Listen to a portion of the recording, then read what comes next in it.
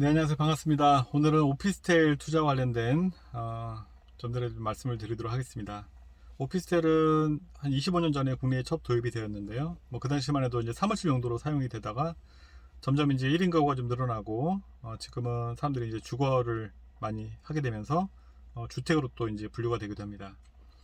자, 오피스텔은 좀 시대의 트렌드가 어떻게 되냐면 최근에 이제 원룸의 시대는 끝났고요. 네, 조그만 이렇게 좀 사이즈 전용 뭐 6평, 7평짜리는 사실은 크게 인기가 없죠.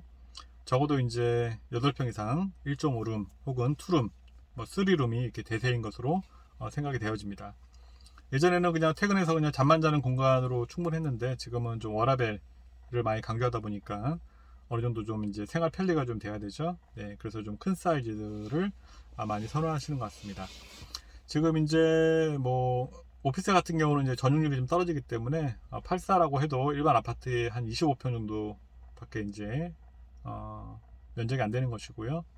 뭐 일산이든 덕은지구든 이렇게 좀 이런 곳에서 분양하는 아파텔, 즉 84제곱미터로 방 3개짜리 아파텔은 거의 뭐 호가를 현재 실거래가가 뭐 9억 10억을 좀 상회하는 그런 가격으로 거래가 되고 또 분양이 되기도 합니다. 많은 사람들이 좀 아파텔이나 오피스텔을 좀 그 주택을 좀 대체하는 그런 어떤 수단으로서 많이 좀 활용을 하고 있는 것 같은데요.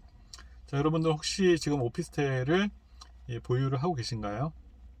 예, 그렇다면 좀 헷갈리는 부분들이 좀 있으실 거예요. 근데 그런 점들을 오늘 좀 정리를 해드리고 오피스텔 투자를 해야 되는지 뭐 이런 부분도 시간이 허락한다고 말씀을 드리도록 하겠습니다.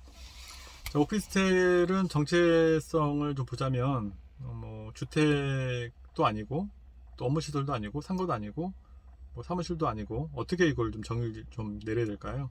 이렇게 보시면 될 것 같습니다. 사전적인 정의는 건축법상으로는 오피스텔은 업무시설입니다. 업무시설이니까 이제 상가로 보시면 되고요. 하지만 누군가가 이곳에 이제 전입을 해서 생활을 한다라고 하면 세법상으로 주택으로 분류가 됩니다. 여러분께서 오피스텔을 분양받으셔서 가지고 계신데 누군가가 세입자가 전입을 해서 살고 있다. 그것은 주택으로 간주가 된다는 것이죠. 그럼 주택으로 간주가 되는 것으로 끝나는 것이 아니고 이제 세금적인 부분을 잘 따져봐야 돼요. 만약에 A라는 주택을 가지고 있는데 B라는 오피스텔을 매수했습니다. 세입자가 들어가서 전입해서 살고 있어요. 주택이죠. 자, 이때 절대 하면 안 되는 두 가지 행위가 있습니다.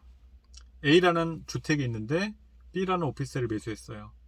이 단계에서 절대로 하지 말아야 될 두 가지 행동이 뭘까요? 그것은 바로 기존의 양도 차익이 큰 A라는 주택을 매도하시면 안 됩니다.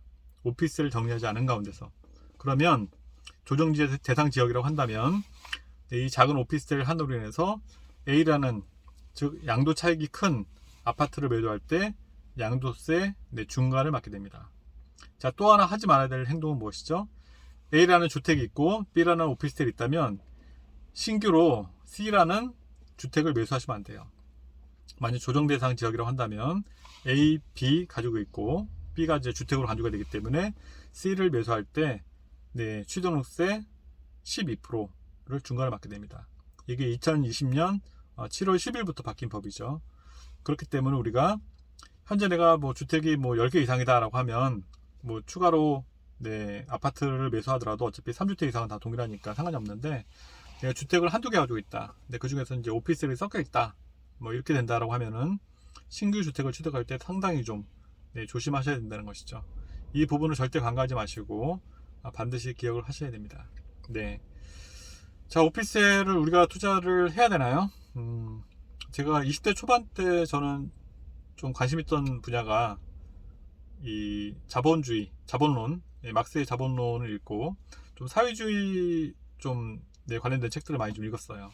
그래서 굉장히 좀 그때는 뭐 피가 좀 끓던 시절이기 때문에 좀 사회주의에 대해서 좀 생각을 많이 하고 여러 가지 좀 뭐 부조리 이런 것들을 좀 생각하다 보니까 뭐 정의감에 저 혼자 휩싸여 가지고 이제 그랬는데 그런 말이 있습니다.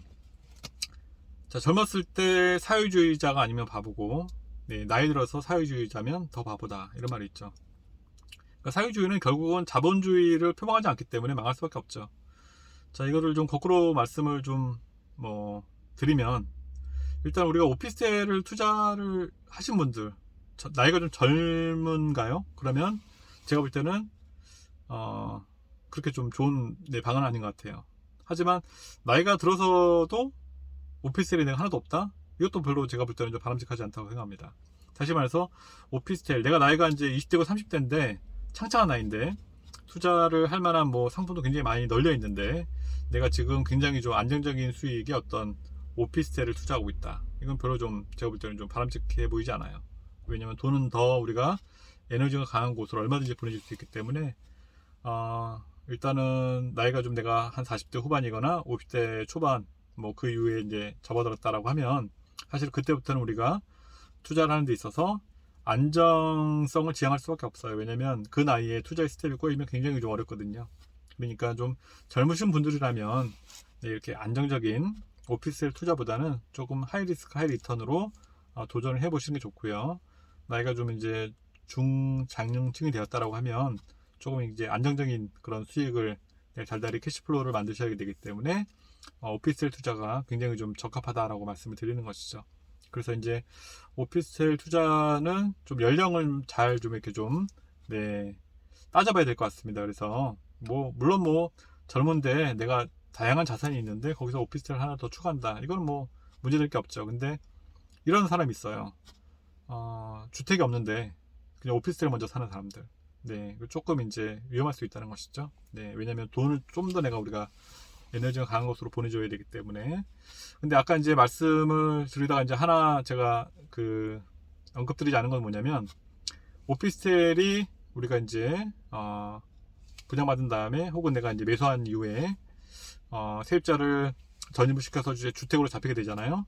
하지만 아파트를 신규로 매수를 하게 되면은 이게 오피스텔이 주택수에 포함돼서 중과가 되지만 내가 신규로 어떤 분양을 받겠다, 아파트를 분양받겠다라고 했을 때는 기존에 주택으로 잡히는 오피스텔은 영향을 주지 않는다. 이 점은 좀 잘 기억을 하실 필요가 있을 것 같습니다. 오피스텔이 참 이게 정체성이 좀 모호하지만 일단은 일반임대 사업자를 내게 되면은 상가 혹은 이제 업무 시설로 이제 분류가 되는 것이고요. 면세 사업자를 내게 되면은 이제 이거는 주거용으로 쓰겠다라는 그런 뜻으로 이제 이해하시면 되는데요. 자, 이렇게 보시면 됩니다. 오피스텔을 신규로 이제 분양을 받으시게 되면 이제 모델하우스를 가면요, 이제 상담사께서 이거는 이제 일반임대 사업자를 내셔야 됩니다, 이렇게 얘기를 합니다. 근데 일반임대 사업자를 낸다는 것은 내가 이거 업무용으로 쓰겠다는 얘기거든요. 하지만 이 분양권 상태에서 일반임대 사업자를 내는 것은 꼭 그런 뜻이 아니고 집단 대출을 받기 위해서, 사업자 대출을 받기 위해서 사업자 번호가 필요하니까 일반임대 사업자를 내는 것이죠. 근데 그거는 얼마든지 우리가 등기 시점에 사업자를 폐업하고 면세로 전환할 수가 있습니다. 그러니까 일단 한번 분양권 당시에서 정해지면 그게 계속 가는 것이 아니고 추후에 얼마든지 변경할 수 있기 때문에 뭐 분양권 상태에서 내가 어떤 사업자를 가지고 있는지는 중요하지 않고요. 중요한 것은 등기 시점에 내가 어떤 사업자를 선택하느냐가 정말 중요하다는 것이죠. 내가 계속 사무실 용도로 세를 줄 거면 일반임대 사업자를 가는 것이고요. 내가 주거용으로 사람들에게 임차를 놓겠다라고 하면 그때 이제 면세 사업자로 가는 것이죠. 이 일반임대 사업자와 면세 사업자는 둘 다 세무서에 가서 이제 발급을 받는 것이고요. 그렇다면 주택임대 사업자는 뭘까요? 주택임대 사업자는 좀 더 이제 광의적인 표현입니다. 많은 사람들이 오피스텔 사업자는 일반임대 사업자와 주택임대 사업자 이렇게 두 가지가 있다고 아시는데요. 그건 좀 잘못된 생각이고요. 사업자는 두 가지입니다. 일반임대 사업자와 면세 사업자. 이 면세 사업자 안에 주택임대 사업자가 들어가 있는 거예요. 좀 더 이제 면세 사업자가 큰 범위고 그 안에 이제 주택임대 사업자가 속해 있는 것이죠. 면세 사업자가 좀 광의적인 표현이라는 것을 다시 한번 말씀드립니다. 그래서 나중에 이제 내가 면세 사업자를 내고 나서 뭐 시청에 가서 다시 주택임대 사업자를 추가하는 것이죠. 근데 이제 요즘 최근에는 어떤 뭐 주택임대 사업자를 내야 되느냐 말들이 좀 많은데요. 저 개인적으로는 좀 비추합니다. 왜냐면 면세 사업자를 내게 되면 취득세 감면 혜택, 85% 감면 혜택은 없지만 굉장히 심플하고 자유로워요. 내가 오늘 사업자 내고 내가 내일 말소할 수도 있고 내일 팔 수도 있고 내일 내가 실거주로 들어가서 살 수도 있지만, 자, 주택임대 사업자를 내는 순간은 여러 가지 것들이 의무가 생기죠. 내가 취득세 감면 혜택을 받는 반면 안 좋은 건 뭐냐면 내가 부기 등기를 해야 되고요. 그 다음에 또 세입자의 어떤 그런 보증금을 보존해주기 위해서 내가 보험에도 가입을 해줘야 됩니다. 일정 부분은 이제 임차인이 내지만, 그래서 이제 부기 등기와 또 이제 의무 임대 기간도 10년을 지켜야 되는 거고요. 나중에 이제 내가 매도하게 되면은 포괄 양수도로 매도를 해야 되는 등 여러 가지 좀 이렇게 좀 따라오는 좀 규제 사항들이 있어요. 그러니까 요즘 대부분 이제 오피스텔을 뭐 매수하거나 아니면 분양받으면 그런 분들은 거의 한 뭐 8, 90% 정도는 다 이제 주거용으로 이제 세입자를 받게 되는데요. 결국 주거용으로 이제 사용을 한다라고 하면 그냥 제가 볼 때는 괜히 이거를 10년간 의무 임대를 해야 되는 주택임대 사업자로 가셔서 부기 등기도 해주고 여러 가지 뭐 보험도 들어주고 이렇게 하시는 것보다는 그냥 심플하게 면세 사업자를 내셔서 취득세 감면 혜택만 포기하시고 그렇게 가지고 가시는 게 훨씬 더 좋지 않을까라는 그런 생각을 갖고 있습니다. 그래서 어쨌든 이제 오피스텔 투자에 대해서 많은 분들이 좀 이제 이미 좀 세팅을 하신 분도 계시지만 앞으로 좀 이제 추가로 내가 세팅을 해야겠다라고 하시는 분들은 좀 궁금한 사항 있으시면 연락 주시면 제가 친절하게 좀 답변을 드리도록 하겠습니다.